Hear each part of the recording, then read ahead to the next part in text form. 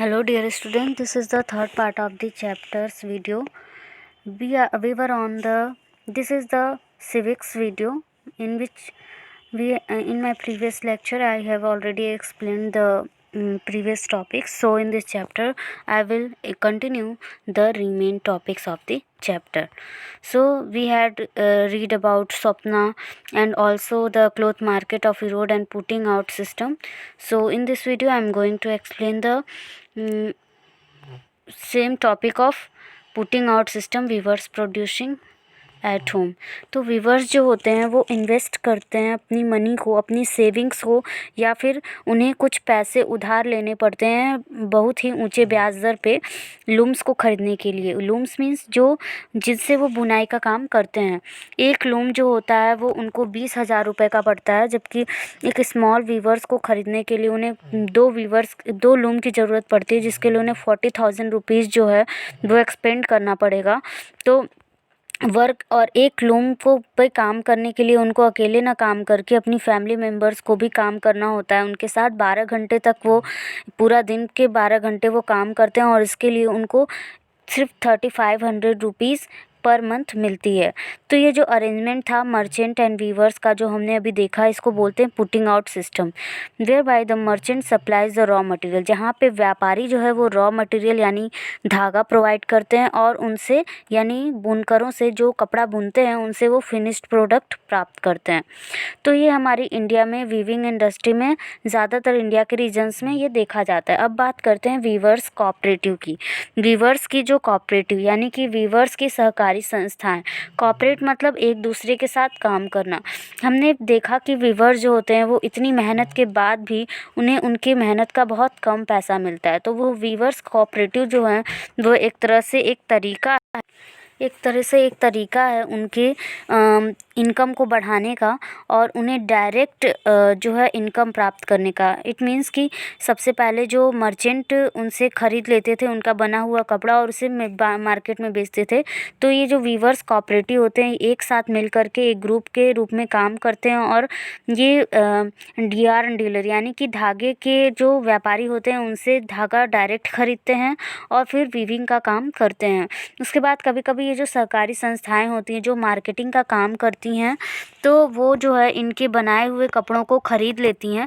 तो यहाँ पे जो व्यापारी होते हैं उनका रोल यहाँ पे ख़त्म हो जाता है। इस टाइम गवर्नमेंट क्या करती है, कभी कभी इन सहकारी संस्थाओं से क्लोथ को एक उचित प्राइस पे, एक रीज़नेबल प्राइस पे उनसे कपड़ा ख़रीद लेती है। तमिलनाडु की जो गवर्नमेंट है वो एक फ्री स्कूल यूनिफॉर्म प्रोग्राम चलाती है अपने राज्य में, जिसके लिए वो डायरेक्ट पावरलूम वीवर्स कोऑपरेटिव से कपड़े ख़रीद लेती है। और सिमिलरली गवर्नमेंट जो है ये हैंडलूम वीवर्स कोऑपरेटिव से जो कपड़े ख़रीदती है उनका उन्हें उचित मूल्य देती है और उन्हें जो बेचती है इसी को बोलते हैं को-ऑप टैक्स। आप सभी ने अपने एरिया में, अपनी टाउन में ये शॉप देखा होगा। अब यहाँ पे एक पिक्चर दी हुई है जो कि एक एग्ज़ाम्पल दिया हुआ है वुमेन वर्कर्स का, जो कि बटन सिल रही हैं गारमेंट फैक्ट्री में। एक गारमेंट एक्सपोर्टिंग फैक्ट्री है दिल्ली के पास। एक्सपोर्टिंग मीन्स विदेशों को भेजे जाने वाला सामान, विदेशों में भेजा जाने वाला, एक्सपोर्ट। तो इरोड मर्चेंट जो हैं वो कॉटन को सप्लाई करते हैं जो कि वीवर्स के द्वारा बनाया गया होता है गारमेंट एक्सपोर्टिंग फैक्ट्री को, जो दिल्ली में है। गारमेंट एक्सपोर्टिंग फैक्ट्री जो है वो यूज़ करती है इस क्लोथ को शर्ट बनाने में, और शर्ट जो है वो एक्सपोर्ट किया जाता है यानी बाहर भेजा जाता है विदेशों में। बाहर के ख़रीदारों को, विदेशी ख़रीदारों को ये शर्ट बना करके भेजते हैं। वहाँ पे जो फॉरेन बायर्स यानी जो विदेशी ख़रीदार होते हैं बिजनेस पर्सन्स की तरह होते हैं, जो कि यूएस और यूरोप से होते हैं, और इस तरह से स्टोर्स का एक चेन बन जाता है। यानी कि सबसे पहले वीवर्स के पास वीवर्स कपड़ा बनाते हैं और फिर उसके बाद ये जो मर्चेंट्स होते हैं उनसे कपड़ा लेते हैं। मर्चेंट्स जो है वो एक्सपोर्टिंग फैक्ट्री को भेजते हैं और एक्सपोर्टिंग फैक्ट्री जो है वो विदेशों में अपने माल भेजती है। तो इन एडिशन ये जो है ये बहुत ही इनका जो व्यापार करने का तरीका बहुत ही स्ट्रिक्ट है। ये डिमांड करते हैं सप्लायर से बहुत कम पैसे में इस माल खरीदने को, और उसके बाद इसको हाई रेट पे बेचना चाहते हैं। ये किसी भी माल की डिलीवरी में लेट होने पर या माल में कोई खराबी होने पर पैसे भी काटते हैं। जो एक्सपोर्टर होते हैं वो हमेशा बेस्ट अपना करना चाहते हैं। जैसे कि इंडिया से यहाँ पे जो भी चीज़ें हम ज़्यादा प्रोडक्शन हमारे यहाँ होता है उसको हम बाहर विदेशों में भेजते हैं। तो क्या होता है कि हम इंडियंस क्या करते हैं, हम ज़्यादातर ये कोशिश करते हैं कि हमारे यहाँ जो माल बन रहा हो वो वहाँ बाहर में जाने के लिए एकदम बेस्ट हो। तो इस तरह से जो एक्सपोर्टर होते हैं वो हमेशा बेस्ट अपना ट्राई करते हैं कि वो अपने बायर्स को, यानी जो ख़रीदार हैं, उनको अच्छी चीज़ें भेज सकें। तो faced with such pressure from the buyers, buyer से इस तरह का प्रेशर होने की वजह से, यानी कि अच्छा माल हो और डिलीवरी समय पर हो, इस तरह का प्रेशर होता है गारमेंट एक्सपोर्टिंग फैक्ट्रीज़ पर। In turn try to cut cost, नहीं तो वो क्या करते हैं, उनके पैसे काट लेते हैं। They get the maximum work out of the workers, वो वर्कर्स से बहुत ज़्यादा काम कराते हैं। कौन? जो गारमेंट फैक्ट्रीज़ होती हैं, एक्सपोर्टिंग फैक्ट्रीज़, वो वर्कर्स से ज़्यादा काम कराती हैं, उनको बहुत कम वेजेस, बहुत कम मजदूरी देती हैं। This way they can maximise their own profit, और इस तरह से वो अपनी प्रॉफिट को बहुत ज़्यादा बढ़ा लेते हैं। और फिर क्या होता है, also supply the garment to foreign buyers, और वो अपने कपड़ों को फॉरेन बायर्स, बाहरी ख़रीदारों को, विदेशी ख़रीदारों को भेज देते हैं, और बहुत ही चीप रेट पे। अब यहाँ पे बता रहे हैं कि एक इम्पैक्स गारमेंट फैक्ट्री है जिसमें 70 वर्कर्स काम करते हैं, जिसमें कि सबसे ज़्यादा वीमेन हैं। वीमेंस की संख्या यहाँ पे ज़्यादा, और ज़्यादातर वर्कर्स जो होते हैं वो टेम्पोरेरी बेसिस पे होते हैं। टेम्पोरेरी मीन्स कि उनको जो काम पे रखा जाता है वो ज़्यादा समय के लिए नहीं। जो इसका मतलब ये है कि वेनेवर, जब एम्प्लॉय जो है, एम्प्लॉय मीन्स कि जो काम पे रखने वाले लोग हैं, जब ये जानते हैं कि वर्कर का काम नहीं है या उनकी नीड नहीं है, तो वो उन्हें कभी भी जाने के लिए कह सकते हैं। Workers wages are fixed according to their skills, worker की जो वेजेस, यानी जो उनकी डेली की मजदूरी होती है जिस पे वो काम करते हैं, वो उनकी स्किल पे डिपेंड करता है। जो सबसे ज़्यादा अमाउंट वो पे करते हैं वो टेलर्स को करते हैं, 3000 पर मंथ, यानी कि टेलर जो है वो सबसे ज़्यादा पैसा कमाते हैं, 3000 रुपये। और यहाँ पे वीमेन जो हैं वो एम्प्लॉय की जाती हैं, रखी जाती हैं एज अ हेल्पर की तरह, फॉर थ्रेड कटिंग, धागा काटने के लिए, बटनिंग, बटन लगाने के लिए, आयरनिंग, प्रेस करने के लिए, पैकेजिंग के लिए। तो ये जो जॉब है ये बहुत ही लोएस्ट वेज पे मिलती हैं।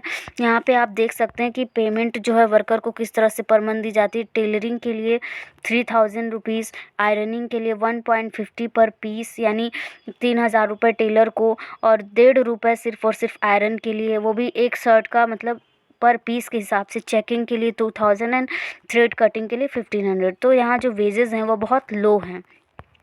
अब बात करते हैं shirt in the United state. अब जब यहाँ की जो शर्ट है वो यूनाइटेड स्टेट में पहुँच जाते हैं तो फिर उसका दाम कितना होता है।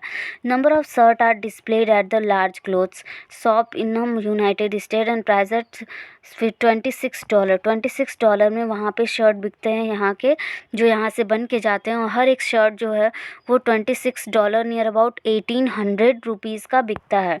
तो यहाँ पे आप एक आंकड़ा लगा सकते हैं, यानी एक तरह से देख सकते हैं कि यहाँ पे कि जो उन्होंने पैसा लगाया, उनका पैसा कितना था, उन्होंने लगाया 300 रुपये में परचेज़ किया, फिर उन्होंने 200 रुपये स्टोरेज का लगा दिया, फिर उसके बाद 400 रुपये एडवर्टाइजिंग का। 400 रुपये एडवर्टाइजिंग मतलब जो भी एडवर्टाइज़ करना, जो भी विज्ञापन हम देखते हैं टीवी में, ब्रेक वगैरह देखते हैं उसका। तो कुल टोटल उन्होंने कितना रुपीज़ खर्च किया, 900 रुपीज़।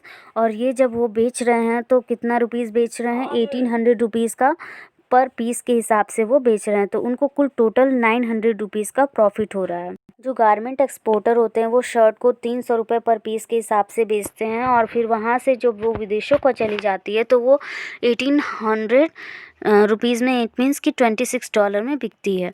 तो यहाँ पे जो वर्कर्स होते हैं उनको सबसे कम पैसा मिलता है उनके काम का। अब बात करते हैं who are the gainers in the market. सबसे ज़्यादा किनको मिलता है मार्केट में, जो कौन गेनर्स है।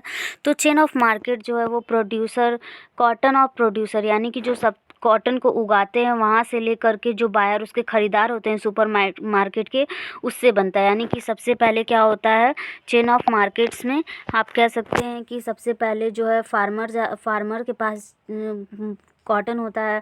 उसके बाद जो मर्चेंट होते हैं वो उनसे ख़रीदते हैं, मर्चेंट से फिर वो चले जाते हैं गारमेंट एक्सपोर्टिंग फैक्ट्रीज़ को, फिर गारमेंट एक्सपोर्टिंग फैक्ट्रीज़ को जाने के बाद वहाँ से फिर बायर्स को चली जाती हैं। बायर्स यानी जो बाहर विदेशों को माल खरीदते हैं, फिर वहाँ से ये सुपर मार्केट में। तो इस तरह से एक चेन बन जाता है इसका,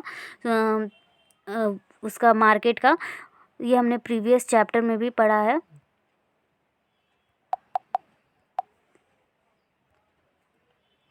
अब बात करते हैं कि किस तरह से कौन इसमें सबसे ज़्यादा कमाता है या सब बराबर कमाते हैं।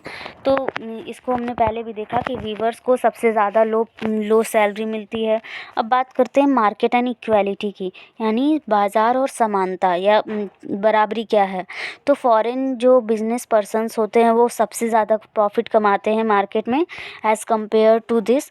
अगर कंपेयर करें गारमेंट एक्सपोर्टिंग फैक्ट्रीज जो होते हैं वो भी कुछ मॉडरेट यानी कि कुछ वो भी कमा लेते हैं। ऑन द अदर हैंड जबकि जो अर्निंग्स ऑफ द वर्कर्स, जो वर्कर्स की अर्निंग्स होती है, इट मीन्स कि सबसे ज़्यादा कमाते हैं फॉरेन बिजनेस पर्सन्स, उसके बाद कमाते हैं गारमेंट एक्सपोर्टर, और उसके बाद जो सबसे लो वेजेस होती है वो होती है वीवर्स की, जो पूरे दिन काम करते हैं उनको सबसे कम पैसा मिलता है। तो similarly we saw the small cotton farmer, जैसा कि हमने स्वप्ना के बारे में पढ़ा था कि और फिर and the weaver at Erode के वीवर्स के बारे में भी पढ़ा, जो पूरे दिन हार्ड वर्क करते हैं बट उन्हें उतना पैसा नहीं मिलता जितना कि मार्केट में उनकी वैल्यू होनी चाहिए। तो मर्चेंट और ट्रेडर्स जो हैं वो इसमें बीच में आते हैं।